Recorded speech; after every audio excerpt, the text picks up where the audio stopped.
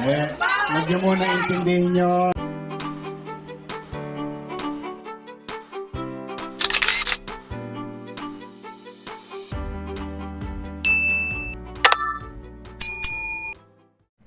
Welcome back sa aking YouTube channel. Para sa mga first time mo po na manood, please click mo na yung Jeremy's TV Manila. Anyway guys, wala nang bayad o libre lang. Tulong mo na lang din sa kapwa mo. Alright? Thank you very much po. So, kumusta po sa mga Iskonyans na patuloy na sumusuporta sa ating channels na taga Maynila? At lalong-lalo na yung mga kababayan natin, mga Iskonyans na nandun sa ibang bansa, mga OFW. So maraming salamat po sa walang sawa ng pagsuporta. Ang dalangin ko ay nasa mabuti ko yung kalagayan. So topic natin ngayon guys, for today's video, mga nasunugan sa Maynila, nagdilim ang buhay. Pero nung makita si Yorme, biglang nagliwanag ang kanilang buhay. So yan guys, di ba? Ito sa mga ganitong nangyayaring sunog lagi guys. Sakit na kasi talaga dito sa Maynila yan. Actually hindi lang sa Maynila, buong Metro Manila. Unang-una pong kalaban yan dito sa Maynila kasi almost araw-araw maririnig mo na lang yung bombero dumadaan. Talagang isa sa problema ito. Pero dito sa Maynila, ganun din, mas madalas din. Pero kung gaano kadalas ang masunugan, ganun din kadalas tumulong itong si Yorme. Diba? Kaya nga itong karisma na hindi mapantayan ng kanyang mga kalaban, diba? Na kapag pumupunta siya, kagaya nasunugan sila, diba? Back to zero guys. Lahat ng pinundar, wala. Natural, malulungkot ka, di ba? Mamatik na yon. Pero kahit nasunugan sila, pero nung dumalo si Isko, nawala lahat guys. Talagang tuwang-tuwa pa sila, nakalimutan nila na nasunugan sila. Ang gusto nila, bumalik si Yorme. Kaya sabi ni Yorme, huwag niyo muna isipin yan. Isipin niyo muna yung kalagayan niyo. Nakita niyo guys, kakaiba, di ba? Kaya iba nga siya. Kumpara dito kay may nila ko na kung makita yung video niya guys sa mismong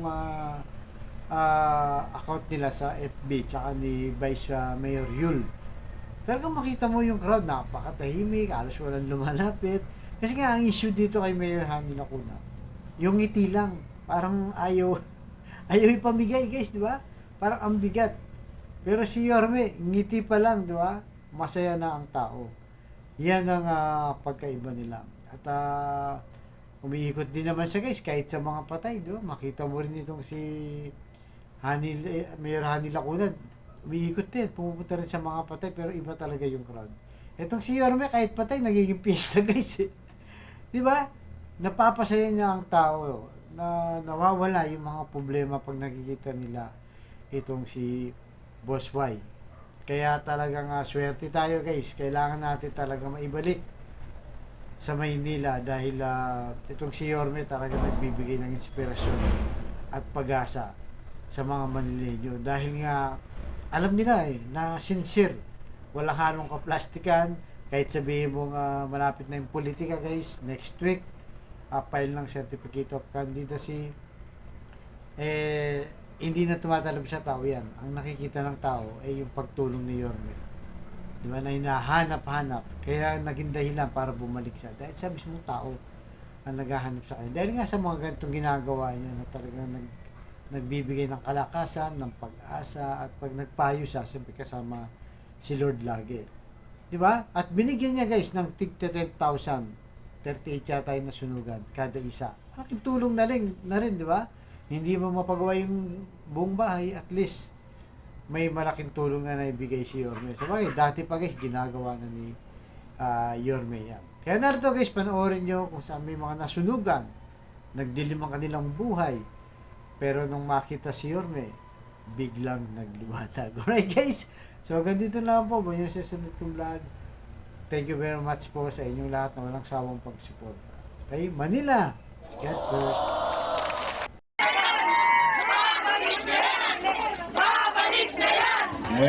Huwag niyo muna intindihin yun. Ang intindihin niyo muna, yung pinakarap natin suliranin niyo. Yung ibibigay ni Yorme, bibili niyo 2x2, bubong, at kung ano naman.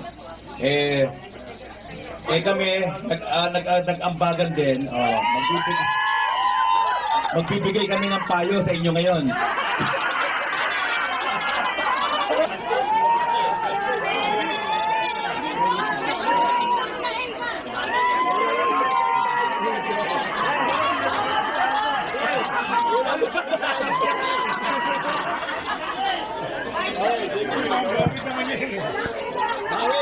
Okay.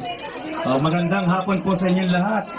Ito po ang inyong kapitbahay, si Konsihal JTB Villanueva, kasama ng mga Yormes Choice. Alam po ninyo, nung nasusunog ang inyong lugar, nandyan ako sa Verdad, tumutulong tayo sa pag-aayos ng mga sasakyan para makapasok yung mga bumbero. Yun lang ang tanging kaya kong gawin nung nagaganap yun. At alam naman ninyo, si JTB, 10 taong gulang, nung nasunugan din, walang nailigtas. At lagi ko sinasabi, nang nailabas ko lang, yung alkansya ng nanay ko na pinagbentahan namin ng ice tubig. Yun ang aking ala-alang dala-dala sa nasunugan. Kaya kami ay ano bang tawag doon? Nakikidalamhati sa inyong sinapit. Pero, bagamat nasunugan kayo, tuwing nakikita ninyo si Yorme, para kayo nakakakita ng liwanag. Parang nakakakita kayo ng hope, no? Na ikinatutuwa naman namin. Kasama namin ang aming grupo, ang Yormes Choice. Pero nandito kami para tumulong sa inyo na makaahon. At kinagagalak namin nakita na kayo natutuwa na nakita nyo si Vice Chi at Chelsea at si Yorme at yung ating mga konsihal. Kaya kami naliligayahan na rin. So ibibigay ko na ang mikropono. Kanina pa kayo tili ng tili. Magtilian uli kayo. Yorme Isko Moreno.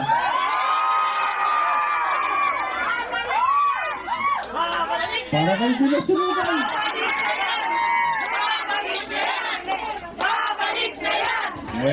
Huwag nyo muna intindihin yun. Ang intindihin nyo muna, yung pinakarap natin suliranin nyo. Mahirap talaga masunugan. Pati panty, wala. Pero, bagay na pinagpapasalamat natin sa Diyos na walang nadisgrasya. Kasi yung thermos, pag nasunog, pwedeng bumili ulit. TV, pwede ulit. Plancha, pwede ulit. Balde, kalan. Pero ang tao, ang buhay, hindi natin mabibili ulit yun. Kaya alam ko, mahirap talaga nasusunugan, pero natutuwa naman ako kasi puro ipin nyo nakikita ko. Ibig sabihin, masaya pa rin ang outlook ninyo sa buhay. Meron pa rin kayong hope. Pero meron lang akong request sa inyo. Pero natutuwa ako na palakpakan nyo naman yung mga taga MSW. Lagi puyat yan kasi lately maraming sunog sa Manila. Kaya tagtag na tagtag ang katawan ng mga taga social worker natin. No? In fairness, sila yung unang mauna rito. Habang mainit ang ulo ninyo, sila ang kausap nyo. Pero mahaba ang pasensya ng mga yan. Kaya palakpakan naman natin. Pasalamat na sa kanila. Ngayon, sabi ni Chairman, tumawag siya kay JTB na may problema nga. Balita ko naman, nakatanggap na kayo ng tulong. Salamat sa Diyos. O kami naman nila JTB at saka ni Chi at nung mga kasama ko yung Yormes Choice. Ito, puro may asin pa to. Parang dito, saan ba si Monay? Yung may birthday. Anyway, nagsama-sama kami, nagtulong-tulong kaming kaunti, no? Pagpapasensya nyo na, wala tayo sa pwesto. Pero, huwag kayong mag-alala, sigurado naman ako mamaya, makakabili na kayo ng dingding. Dingding, 2x2, yero. Alam mo, sabi ng nanay ko, nung araw, ang laging pinapangaral sa akin nanay ko, pag ikaw nakaluwag, bumili ka ng sarili mong bahay. Sabi niya, umulat bumagyo, may masisilungan ka. Aso nga, naghahanap ng masisilungan, tao pa kaya. Kaya talaga alam ko yung hirap na dinaranas ninyo. Mahirap, lalo na kami. Squatter ka, hindi mo nga alam. Baka mamaya, nagiba na bahay mo pag galing mo sa eskwela. Pero mas mahirap yung sitwasyon kasi sunog. Wala ka halos may salba. No? Kaya kami, may JTB, at saka nandito, ito, dalaga pa to. Sentura. May asawa na po yan. Ang aking partner na si Chichi Atienza. Ang ginawa namin, para medyo maramdaman nyo ng gusto, nagsama-sama na kami ng tulong-tulong para isang bagsakan na lang. O lahat ng nasunugan, 28, chairman, no? 38. 38. Oh, 38. Oh, tigti 10,000 pesos ko. Okay. Yung nadilaan, ano ba yan? Nabasa ng tubig? Binaha. Water, sosyal na kayo. Water damage. Kala ko yung water, pinaliligo lang. Ilan yung water damage? 20. 18. Di gagawin ko, unahin namin nila Chi, JTB at mga kasama, yung 38. Posam kayo bawat isa. Okay? Yung etneb, 18, 20. 18 na water damage, pabibigyan man lang natin ng 5 bulig. Para kahit pa paano, pero wala yatang yellow card yun. Bibigay ko na lang kay chairman. Kasi mas alam naman ng barangay nyo, ng kagawad ninyo, ng EXO ninyo, kung sino na water damage doon sa etneb. Diba? Nakalista naman daw. So, ang gagawin natin ngayon, isang mabilis lang toilets. Lahat ng may yellow card, bahala na si Chichi at si JTB. Pagpapasesyon nyo na yung posam, ha? Sulong-tulong na kami dyan. Pero, mamaya, ibili nyo kagad ng yero, bubong, dingding, 2x2. Kaya may makulit, talong, 2x2. I love you. Huwag kayong susuko, ha? Tuloy lang ang buhay. Alam ko mahirap, pero life must go on. Mahal din kita. Sige, mag-iingat kayo, ha? Pagpalain na lang kayo ng pondo. Okay? Boss, sandali lang. Wait, there's more. Nag-usap-usap yung mga konsihal na nasa likod. Si Konsihal Reyno Tolentino, si Atty. Lady Quintos, DJ Bagaching, Romeo Bagay, si Doc Francis Almiron, Eunice Castro at ang inyong kapitbahay, yung ibibigay ni Yorme, bibili niyo yung 2x2, bubong, at kung ano naman. Kami, nag-ambagan din, magbibigay kami ng payo sa inyo ngayon. Ano akala ninyo? Hindi. Yung 38, na binigyan ng 10, bibigyan namin ng additional na 1,500 each. At yung na water damage, nabasa, siyempre maglilimas din yan, medyo nasiraan din yan. Bibigyan na rin namin ng tagwa 1,500 na rin. Kaya meron kayong tagwa 1,500 pang additional sa amin. Kaya yun, yung mga kasama ko magbibigay nun, kami ni Chichi magbibigay nun, iniwan niya. Okay? Okay po. 38 muna, 38.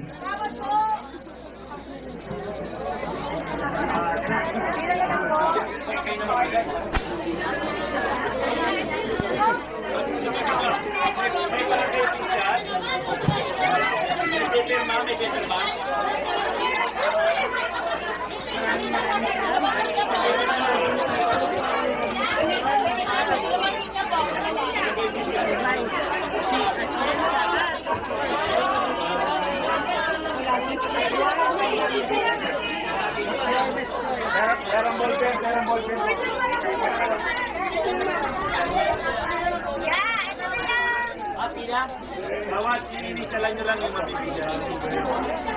Kita po tayo, dalawa niya. Isagay nyo lang niya. Meron niya.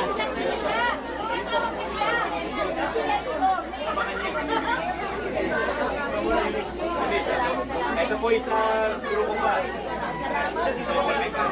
Yan na exit. Open. Yan exit. Open.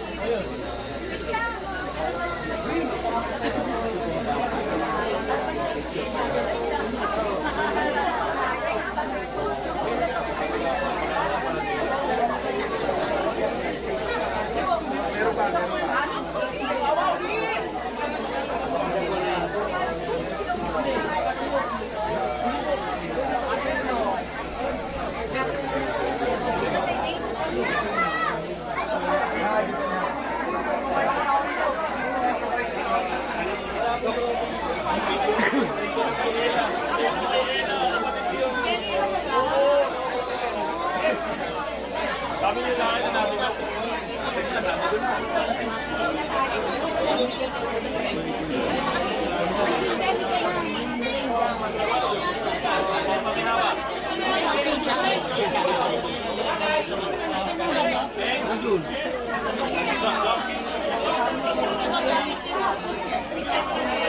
Boss,